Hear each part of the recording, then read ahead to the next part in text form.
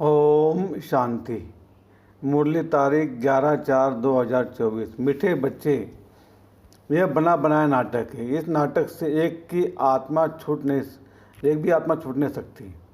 मोक्ष किसी को मिल नहीं सकता। प्रश्न: ऊंचे से ऊंचा पतित पावन बाप भोलानाथ कैसे है?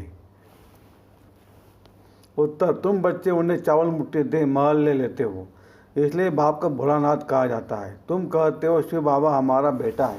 वह बेटा ऐसा है जो कभी कुछ लेता नहीं, सदा ही देता है। भक्ति में कहते हैं जैसा कर्म करता है वैसा फल पाता है, परंतु भक्ति में तो अल्पकाल का मिलता है, ज्ञान में समझ से करते हैं तो सदा काल का मिलता है। ओम शांति। रूहानी बच्चों से रूहानी बाप रूहियान कर रहे हैं। वह ऐसे कहेंगे रूहानी बाप बच्चों को राजयोग सिखला रहे हैं। तुम आए हो भेद के बाप से राजयोग सीखने, इसलिए बुद्धि चली जानी चाहिए बाप की तरफ। ये परमात्मा ज्ञान आत्माओं के प्रति, भगवान व शालिग्राम प्रति आत्माओं को ही सुनना है, इसलिए आत्मा अभिमानी बनना है। आगे तुम देह अभिमानी थे, इस पुरुषोत्तम संगम पर ही बाप आकर तुम बच्चों को आत्म अभिमानी बनाते हैं। आत्म अभिमानी और देह अभिमानी का फर्क तुम समझ गए हो।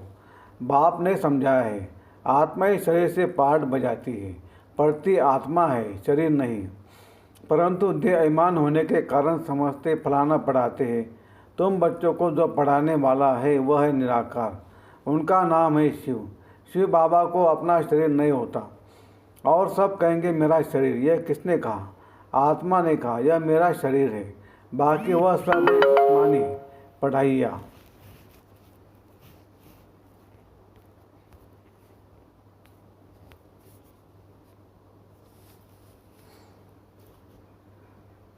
अनेक प्रकार की उसमें सब्जेक्ट होती है, बीए आदि कितने नाम हैं।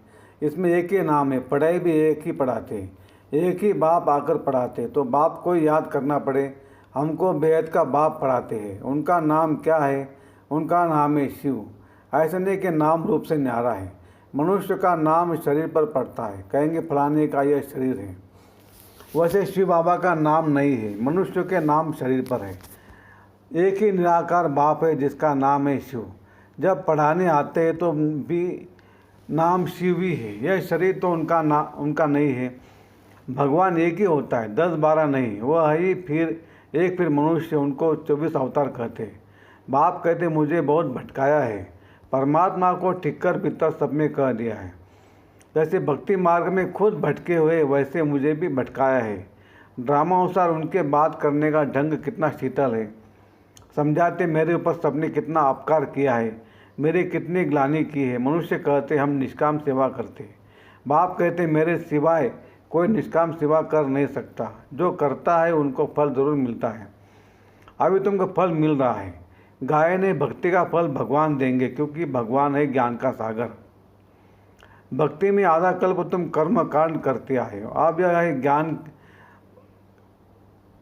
है पढ़ाई मिलती एक बार और एक ही बाप से। बाप पुरुषोत्तम संगम पर एक ही बार आकर तुमको पुरुषोत्तम बनाकर जाते हैं। यह ज्ञान और वह भक्ति। आधा कल वो तुम भक्ति करते थे, अब जब भक्ति नहीं करते हैं उनको वहम पड़ता है कि पता नहीं भक्ति नहीं की तो फलाना मर गया, बीमार हो गया, परंतु ऐसे है नहीं। बाप कहते बच्चे तुम पुकारते आए हो कि आप आकर पतितों को पावन बनाए, सबकी सदगति करो। तो अब मैं आया हूँ। भक्ति अलग है, ज्ञान अलग है। भक्ति से आधा कल्प होती है रात, रात से आधा कल्प के लिए होता है दिन। राम राज्य और रावण राज्य दोनों बेहद है, दोनों का टाइम बराबर है। इस समय भोगी होने के कारण दुनिया की वृद्धि जास्ती होती है, आयु भी कम होती है। वृद्धि जास्ती न हो उसके लिए फिर प्रबंध रचते हैं। तुम बच्चे जानते हो इतनी बड़ी दुनिया को कम करना तो बाप का ही काम है। बाप आते ही कम करने, पुकारते भी है बाबा आकर अधर्म विनाश करो, अर्थात सृष्टि कम करो। दुनिया तो जानती नहीं कि बाप कितना कम कर देते हैं। थोड़े मनुष्य रह जाते हैं, बाकी सब आत्माएं अपने घर चली जाती है। फिर नंबरवार पाठ बजाने आती है।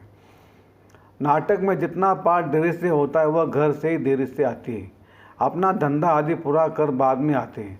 नाटक वाले भी अपना धंधा करते फिर समय पर नाटक में आ जाते हैं पाठ बजाने।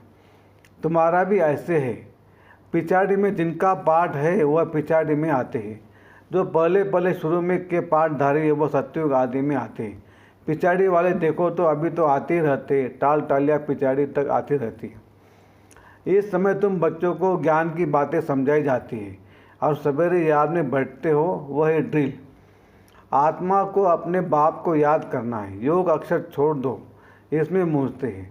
कहते हमारा योग नहीं लगता। बाप कहते अरे बाप को तुम याद नहीं कर सकते हो क्या? ये अच्छी बात है। याद नहीं करेंगे तो पावन कैसे बनेंगे? बाप है ही पतित पावन। बाप आकर ड्रामा की आदि मध्य अंत का राज समझाते। ये वैरायटी धर्म और वैरायटी मनुष्य का वृक्ष है। सारे सृष्टि के जो भी मनुष्य मात्र है सब पाठधारी है। कितने ढेर मनुष्य है, हिसाब निकालते हैं। एक वर्ष में इतने करोड़ पैदा हो जाएंगे, फिर इतनी जगह ही कहाँ है? तब बाप कहते मैं आता हूँ लिमिटेड नंबर करने। जब सभी आत्माएं ऊपर से आ जाती है, हमारा घर खाली हो जाता है, बाकी भी जो बचत है वह भी आ जाती है। झाड़ कभी सूखता नहीं, चलता आता है। पिछाड़ी में जब वह कोई रहता नहीं, फिर सभी जाएंगे। नई दुनिया में कितने थोड़े थे, अब कितने ढेर हैं। शरीर तो सबका बदलता जाता है, वह भी जन्म वही लेंगे जो कल्प कल्प लेते हैं। ये वर्ल्ड ड्रामा कैसे चलता है, सिवाय बाप के कोई समझा न सके। बच्चों में भी नंबरवार पुरुषार्थ अनुसार समझते हैं। वेद का नाटक कितना बड़ा है, कितनी समझने की बात है। वेद का बाप तो ज्ञान का सागर है, बाकी तो सब लिमिटेड है। वेद शास्त्र आदि कुछ बनाते हैं, जांचते तो कुछ बनेगा नहीं। तुम लिखते जाओ शुरू से लेकर तो कितनी लंबी चौड़ी गीता बन जाए। सब चपता जाए तो मकान से भी बड़ी गीता बन जाए, इसलिए बढ़ाई दी जाती है। सागर को सही बना दो। फिर भी यह कह देते हैं चिड़ियाओं ने सागर को हप किया। तुम चिड़ियाएँ हो, सारे ज्ञान सागर को हप कर रहे हो। तुम अभी ब्राह्मण बने हो, तुमको अब ज्ञान मिला है। ज्ञान से तुम सब कुछ जान गए हो। कल्प कल्प तुम ये पढ़ाई पढ़ते हो, उसमें कुछ कम जास्ती नहीं होना है। जितना जो पुरुषार्थ करते हैं उनकी उतनी प्रारब्ध बनती है। हर एक समझ सकते हम कितना पुरुषार्थ कर कितना पद पाने के लायक बन रहे हैं। स्कूल में भी नंबरवार इम्तहान पास करते हैं।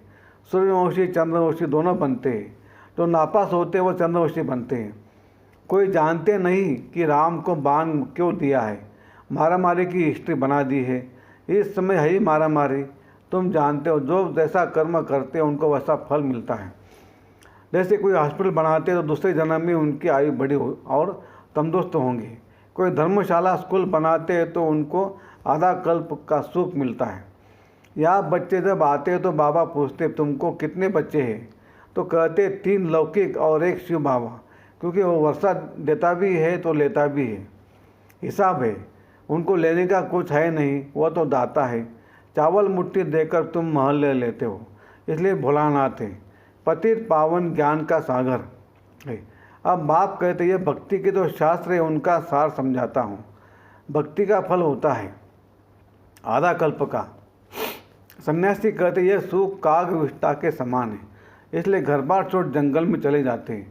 कहते हमको वर्षा के स्वर्ग के सुख नहीं चाहिए जो फिर नरक में आना पड़े, हमको मोक्ष चाहिए। परंतु यह याद रखो कि यह वेद का नाटक है। इस नाटक से एक भी आत्मा छूट नहीं सकती। बना बनाया है, तब गाते बनी बनाई बन रही है। परंतु भक्ति मार्ग में चिंता करनी पड़ती। जो कुछ पास किया हुआ फिर होगा। चौरासी का चक्र तुम लगाते हो, यह कभी बंद नहीं होता। बना बनाया है, इसमें तुम अपने पुरुषार्थ को उड़ा कैसे सकते हो? तुम्हारे कहने से तुम निकल नहीं सकते हो। मोक्ष को पाना, ज्योति ज्योत समाना, ब्रह्म में लीन होना, यह एक ही है। अनेक मतें हैं, अनेक धर्म है, फिर कह देते तुम्हारी गतमत तुम ही जानो। तुम्हारी श्रीमत से सदगति मिलती है, सो तुम ही जानते हो। तुम जब आओ तब हम ही जाने और हम भी पावन बने, पढ़ाई पढ़े और हमारी सदगति हो। जब सदगति हो जाती है तो फिर कोई बुलाते नहीं। इस समय सबके ऊपर दुखों के पहाड़ गिरने हैं। खुने नायक खेल दिखाते और गोवर्धन पहाड़ भी दिखाते। अंगुली से पहाड़ उठाया, तुम इसका अर्थ जानते हो। तुम थोड़े से बच्चे इस दुख के पहाड़ को हटाते हो, दुख भी सहन करते हो। तुमको वशीकरण मंत्र सभी को देना है। कहते तुलसा चंदन घिसे तिलक राजा का तुमको मिलता है। अपने अपनी मेहनत से तुम राजा के लिए पढ़ रहे हो। राजयोग जिससे राजाई मिलती, वह पढ़ाने वाला एक ही बाप है। अब तुम घर में बैठे हो, यह दरबार नहीं है। दरबार उसको कहा जाता है जहाँ राजाएं महाराजाएं मिलते हैं। यह पाठशाला है। समझा जाता है कोई ब्राह्मणी विकार को नहीं ले आ सकती, पतित वायुमंडल को खराब करेंगे, इसलिए अलाउ नहीं करते। जब पवित्र बने तब अलाउ किया जाए। अभी कोई कोई को अलाउ करना पड़ता है। अगर यहाँ से जाकर पतित बने तो धारणा नहीं होगी। यह हुआ अपने आप को स्थापित करना। विकार है ही रावण की मत। राम की मत छोड़ रावण की मत से विकारी बन पत्थर बन पड़ते हैं। ऐसी गरुड़ पुराण ने बहुत रोचक बातें लिख दी है। बाप कहते मनुष्य मनुष्य ही बनता है, जानवर आदि नहीं बनता। पढ़ाई में कोई अंधश्रद्धा की बात नहीं होती। तुम्हारी यह पढ़ाई है, स्टूडेंट पढ़कर पास होकर कमाते हैं। अच्छा, मीठे मीठे सिखलते बच्चों प्रति माता पिता बाप दादा का याद प्यार और गुड मॉर्निंग। रूहानी बाप की रूहानी बच्चों को नमस्ते। हम रूहानी बच्चों की रूहानी बाप दादा को याद प्यार गुड मॉर्निंग और नमस्ते। शुक्रिया बाबा, शुक्रिया आपका, लाख लाख शुक्रिया। Thank you thank you thank you. धारणा के लिए मुख्य सार। 1, वशीकरण मंत्र सबको देना है। पढ़ाई के मेहनत से राजाई का तिलक लेना है। इन दुखों के पहाड़ को हटाने में अपनी अंगुली देनी है। 2, संगम युग पर पुरुषोत्तम बनने का पुरुषार्थ करना है। बाप को याद करने की ड्रिल करनी है। बाकी योग योग का मूंझना नहीं है। वरदान, सेवा में विघ्नों को उन्नति की सीढ़ी समझ आगे बढ़ने वाले निर्विघ्न सच्चे सेवाधारी भव। सेवा ब्राह्मण जीवन को सदा निर्विघ्न बनाने का साधन भी है। और फिर सेवा में ही विघ्नों का पेपर भी ज़्यादा आता है। निर्विघ्न सेवाधारी को सच्चा सेवाधारी कहा जाता है। विघ्न आना ये भी ड्रामा में नूंद है। आने ही है और आते ही रहेंगे, क्योंकि यह विघ्न व पेपर अनुभवी बनाते हैं। इसको विघ्न न समझ, अनुभव की उन्नति हो रही है। इस भाव से देखो तो उन्नति की सीढ़ी अनुभव होगी और आगे बढ़ते रहेंगे। स्लोगन, विघ्न रूप नहीं विघ्न विनाशक बनो। अच्छा, ओम शांति शांति शांति शांति। शुक्रिया बाबा।